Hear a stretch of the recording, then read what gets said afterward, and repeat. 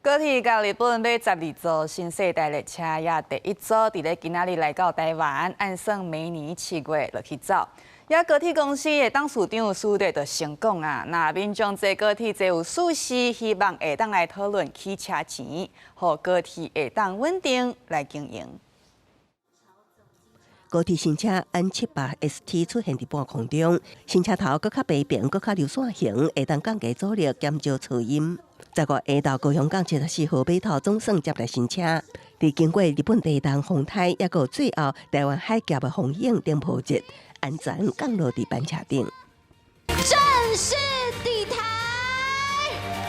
這擺高鐵公司向日當機聯名買12組新世代列車，原來演奏機唱了後會正向組裝，靜態加動態測試。第一台會佇明年7月初1上線興奮轉速上線，是要等到2028年年底，有計會當提升減防運量25%。嚴格身軀車型同時營運，董事長蘇德坦白講，挑戰真大，對我們的後勤維修產生極大的壓力。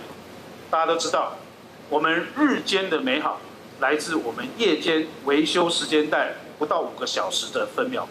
蘇德閣刷來預告，要互高鐵永續，再不永續是需要，所以希望新車上線了後，會當檢討票價。在明年7月1號上路之後，我們確實會針對20年沒有調整的票價來進行檢討，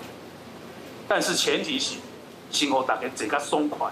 出席典禮的交通部長陳世凱強調，企業進前愛建立對高鐵的服務，也愛做到2.0的水準。